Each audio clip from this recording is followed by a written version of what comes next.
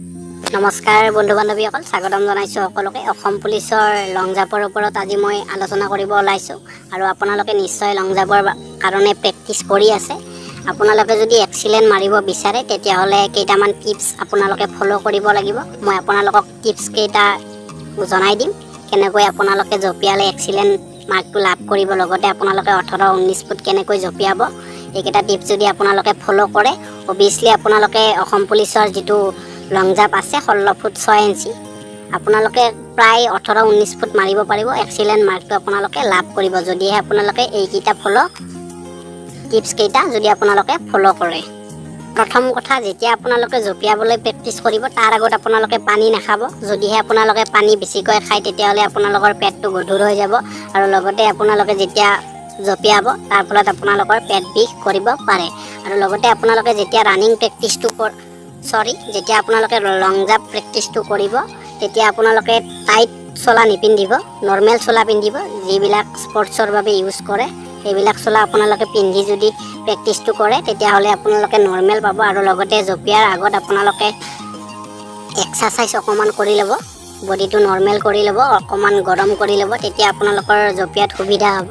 আৰু যেতিয়া আপোনালোকে লং জাম্প জঁপিয়াব তেতিয়া আপোনালোকে হাত দুখন ওপৰ পিনে দিব। এই দেখিছে আপোনালোকে হাত দুখন ওপৰ পিনে দিছে আৰু আপোনালোকে জোতা পিন্ধি প্ৰেক্টিছ কৰিব।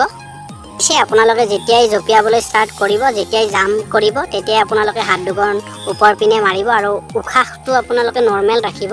কিছুমানে কি কৰে, জঁপিয়াই দিয়াৰ লগে লগে উঠ দুটা চিপি ধৰে, দাঁত চিপি ধৰে, তাৰ ফলত বেছি জঁপিয়াব নোৱাৰে। তাৰ বাবে মই জনাইছোঁ আপোনালোকে হাত দুখন ওপৰ পিনে দিব, নৰ্মেল হৈ ল'ব আৰু জঁপিয়াৰ আগত আপোনালোকে পানী নাখাব।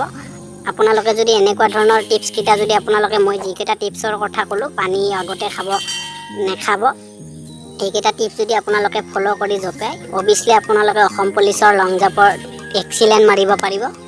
আৰু আপোনালোকে দেখিছে এই ছোৱালীজনীয়ে দেখিছে যিটো জঁপিয়াবলৈ ওলাইছে, অলৰেডি জঁপিয়াইছে, কিন্তু হাত দুখন দেখিছে আপোনালোকে, হাত ভৰি পোন চিধা কৰিছে। চিধা কৰাৰ ফলত তেওঁ বহুত জঁপিয়াইছে। এনেকৈ আপোনালোকে প্ৰেক্টিছটো জাৰি ৰাখক। আৰু প্ৰেক্টিছৰ ওপৰত মই আজি কেইটামান আপোনালোকক ভিডিঅ' দেখুৱাই দিম, সেইকেইটা আপোনালোকে চাই ল'ব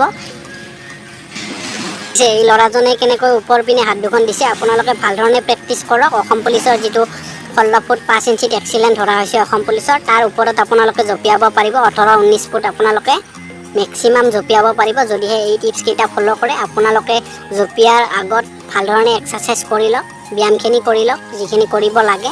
তাৰ আগত আপোনালোকে পানী নাখাব, তাৰপিছত জঁপিয়াৰ পিছত আপোনালোকে পানী খাব আৰু প্ৰেক্টিছটো আপোনালোকে জোতা পিন্ধি কৰক। ভিডিঅ'টো ভাল ধৰণে চাব, গোটেইখিনি